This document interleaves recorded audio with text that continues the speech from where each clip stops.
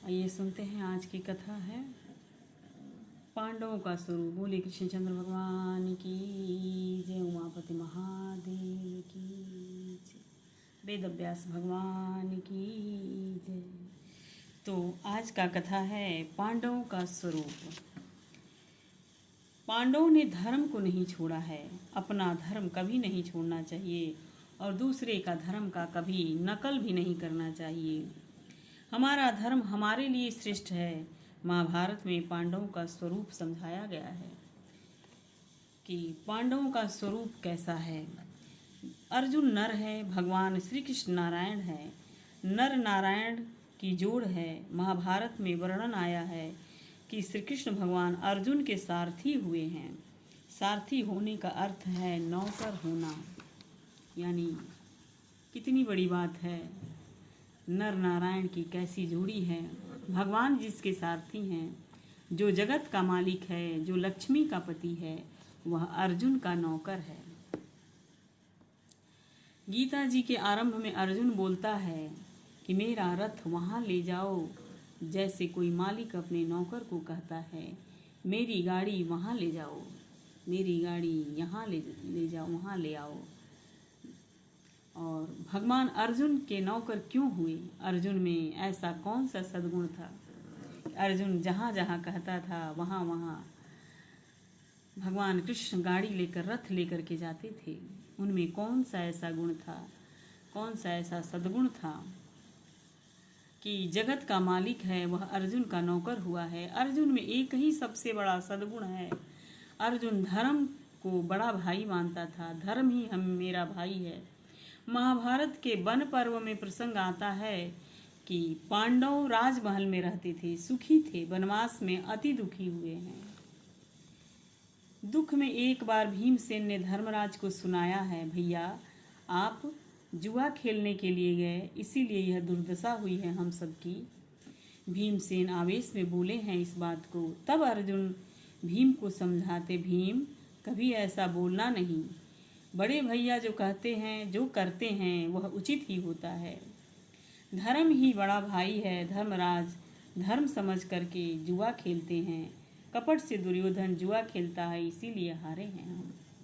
धर्मराज धर्म के साथ जुआ खेल रहे थे और दुर्योधन कपट के साथ, ऐसा अर्जुन समझाते हैं भीम को, इसीलिए हारे हैं। धर्म को बड़ा भाई मानो और अपने सारथी श्री कृष्ण को हो जाओ। आपके सारथी श्री कृष्ण हो जाएंगे। धर्म को आप अपने बड़ा भाई मानो। शरीर ही जीवात्मा का रथ है, इंद्रियां घोड़े हैं। इंद्रियों की लगाम भगवान के हाथ में दे दो। भगवान के हाथ में लगाम न हो जाए तो ये इंद्रिय रूपी घोड़ा रथ को गड्ढे में ढकेल देंगे। अगर भगवान के हाथ में लगाम न हो तो इंद्रिय रूपी घोड़ा जो है हमको गड्ढे में ढकेल देगा, फेंक देगा गड्ढे में।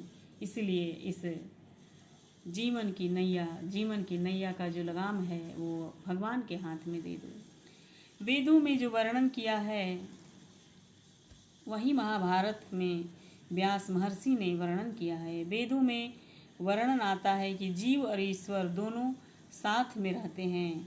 नर नारायण की जोड़ी है, दोनों साथ में रहते हैं। नर और नारायण साथ में ही रहते हैं। अर्जुन और श्री कृष्ण, ये एक नर हैं और एक नारायण हैं। रथ में बैठे हैं।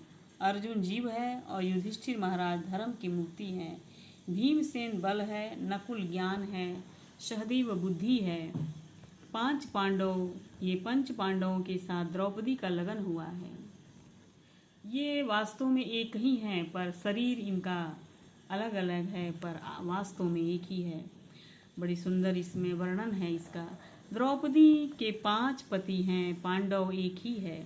द्रौपदी के 5 पति नहीं हैं, एक ही तत्व के 5 नाम है। तत्व एक ही है। द्रौपदी दया का स्वरूप है। दया का धर्म के साथ लगन हुआ है, यानी विवाह हुआ है। जब दया होती है तो धर्म होती है, या धर्म होता है तो दया भी होती है। तो दया का धर्म के साथ लगन हुआ है। जो धर्मनिष्ठ है, धर्मिष्ठ है, उसे दयालु होना चाहिए। दया का साथ न हो जाए तो धर्म अधर्म के जैसा हो जाता है। दया का लगन धर्म के साथ है। युधिष्ठिर महाराज धर्म की मूर्ति हैं। दया द्रौपदी हैं ऐसे, इसीलिए द्रौपदी का लगन धर्मराज के साथ हुआ है। भीमसेन बल है, बल का लगन दया के साथ हुआ है। जो बलवान है उसे दयालु होना चाहिए। बलवान निष्ठुर हो जाए तो बल जगत का विनाश करेगा, इसीलिए बलवान को भी दयालु होना चाहिए, दयावान होना चाहिए। बल रक्षण करने के लिए, बल विनाश करने के लिए नहीं है। भीमसेन बल स्वरूप हैं। युधिष्ठिर महाराज धर्म की मूर्ति हैं। बल के साथ धर्म के साथ दया द्रौपदी का लगन हुआ है। नकुल ज्ञान स्वरूप है। ज्ञानी को दयालु भी होना चाहिए। ज्ञानी पुरुष मानते हैं कि मेरे अंदर जो भगवान है वही सर्व में है। दूसरों का दुख मेरा दुख है, दूसरे का सुख मेरा सुख है। आत्मा एक है। ज्ञान के साथ दया का लगन हुआ है। अब समझिए कि तीनों तो एक ही हैं। सहदेव बुद्धि हैं। धर्म बल ज्ञान बुद्धि, ये चार तत्व से युक्त जो हैं वह अर्जुन है। अर्जुन धर्म को बड़ा भाई मानते हैं, इसीलिए भगवान अर्जुन के सारथी हुए हैं। कितना सुंदर उदाहरण है। जीवन में सुख दुख का कैसा भी प्रसंग आए, अपना धर्म छोड़ना नहीं चाहिए। जो धर्म को छोड़ता नहीं है उसको कभी भगवान नहीं छोड़ते हैं।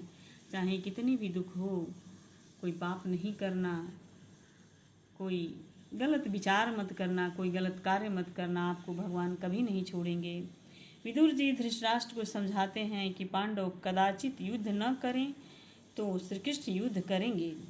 विदुर जी कहते हैं धृतराष्ट्र से, अगर आप ये समझते हैं कि पांडव युद्ध नहीं करेंगे, क्योंकि वो तो धर्म की मूर्ति हैं, वो कभी चाहेंगे ही नहीं युद्ध करना, तो वो नहीं करेंगे, पर श्री कृष्ण अवश्य युद्ध करेंगे। श्री कृष्ण धर्म के पक्षपाती है। युधिष्ठिर महाराज धर्म की मूर्ति है और भगवान धर्म के पक्षपाती हैं।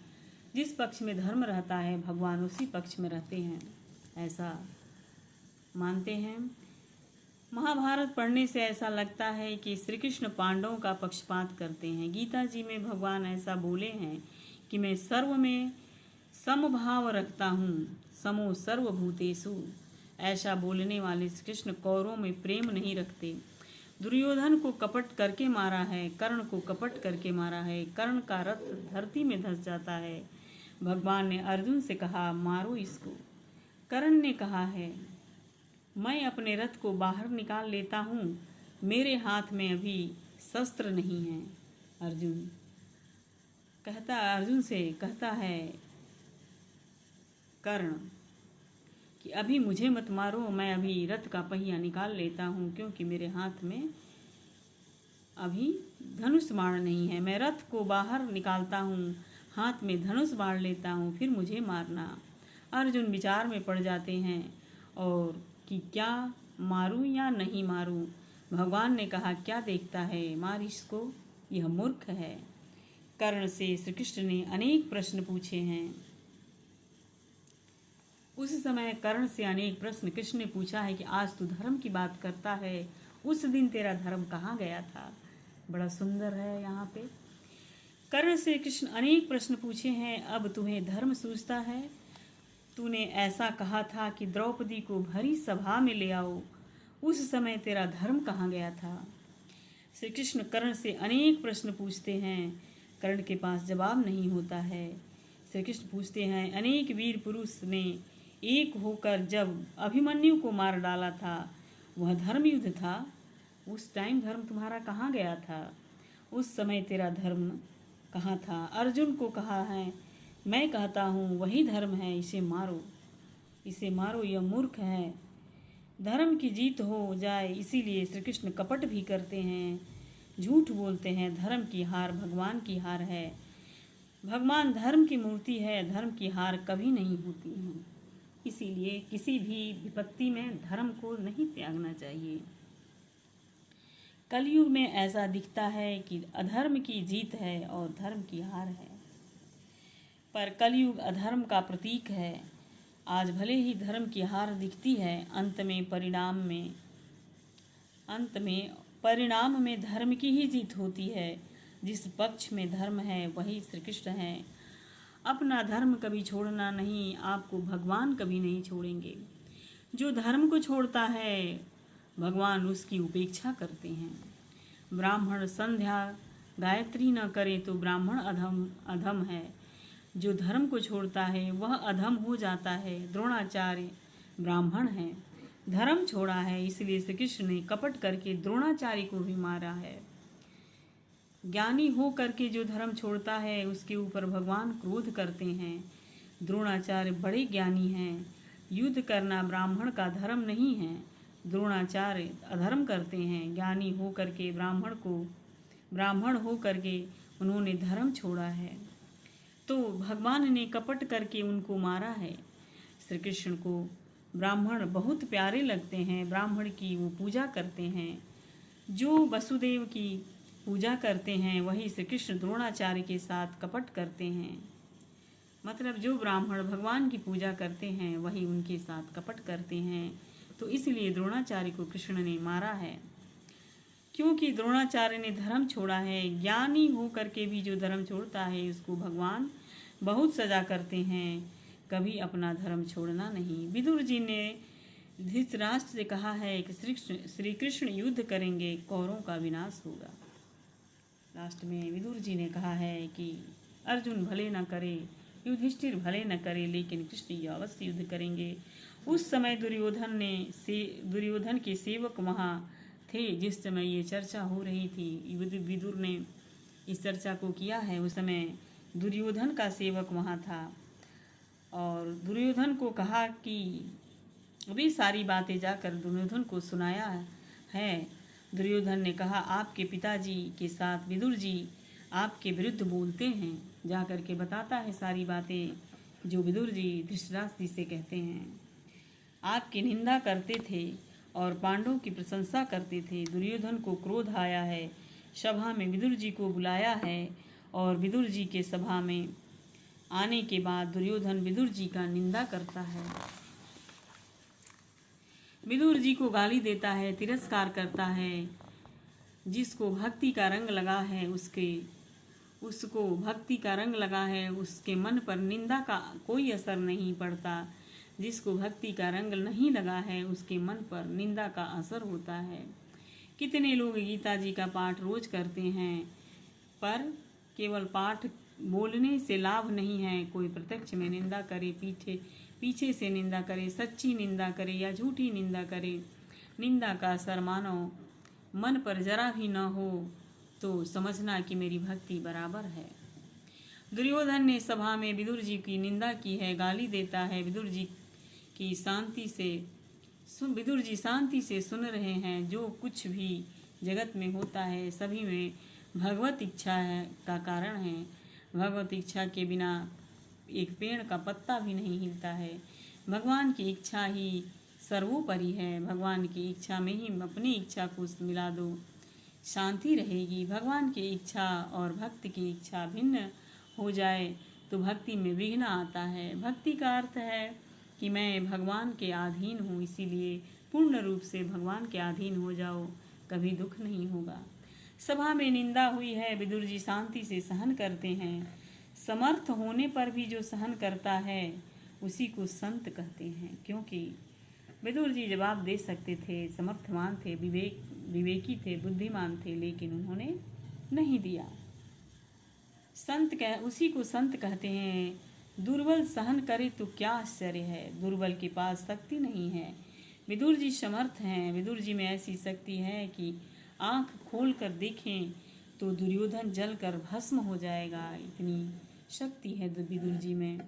विदुर जी यमराज के अवतार हैं, समर्थ हैं, फिर भी सहन करते हैं। भगवान की इच्छा है जो मेरी निंदा करता है उस निंदा करने वाले में भी नारायण है। सज्जन में भगवान का जो दर्शन करता है उसको थोड़ी शांति मिलती है। जिसको दुर्जन में भी भगवान का दर्शन होता है उसको बहुत शांति मिलती है। मेरे नारायण सब में है, तो क्या मेरी निंदा करने वाले दुर्योधन में भी नारायण नहीं है? ऐसा विदुर जी सोचते हैं।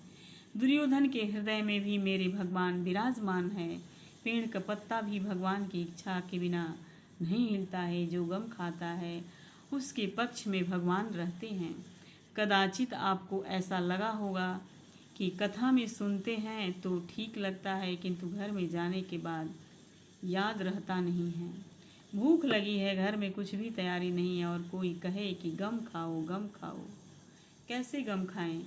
लोग घर में कह करके आते हैं 11:30 बजे भोजन तैयार रखना। घर में जाकर देखा तो कुछ भी तैयारी नहीं है। उस वक्त कोई कहे कि गम खाओ तो कैसे गम खाएगा? सादा भोजन करने से सहन। इसका उदाहरण है कि हमें उसी तरह जैसे भूख लगने पे घर में खाना नहीं है, वक्त पे खाना नहीं मिला, तो हमें गम खा जाना चाहिए, सहन कर जाना चाहिए। और जब कोई कह देता है भूख लगी है और खाना नहीं है तो कितना दुख होता है, कितना गुस्सा आता है। उसी को कहते हैं कि सहन करना चाहिए और शांति भाव से रहना चाहिए, गम खाना चाहिए।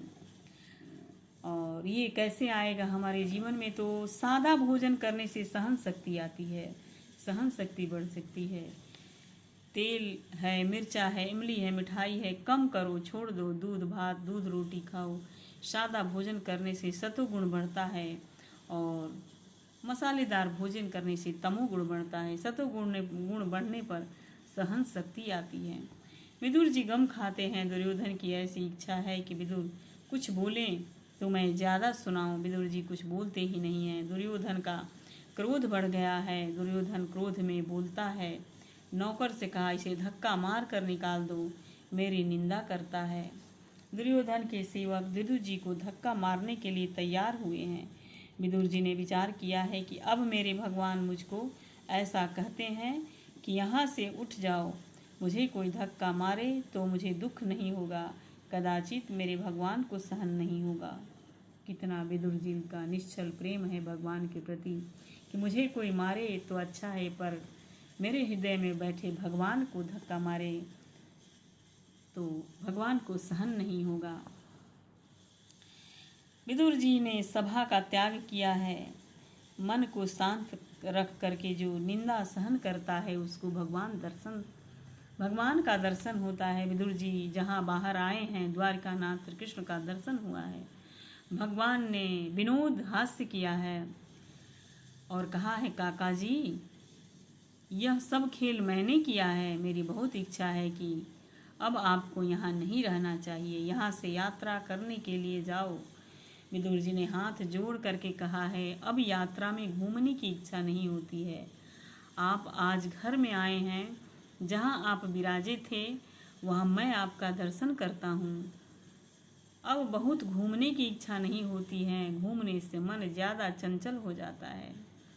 भगवान ने कहा, काका जी आपको यात्रा करने की इच्छा नहीं है, किंतु आपके साथ यात्रा करने की मेरी बहुत इच्छा है। मैं आपके साथ आऊँगा, मुझे यात्रा करना है। विदुर जी के साथ कृष्ण हैं, इसीलिए वह यात्रा करने के लिए निकल जाते हैं। आगे का कथा है विदुर जी की यात्रा। ये थोड़ा लंबा हो गया है, मैं बहुत सुंदर कथा है। विदुर जी की यात्रा भी बहुत सुंदर है, सुनिएगा ज़रूर। और कोई पढ़ने में गलती हो तो कृपया क्षमा कीजिएगा।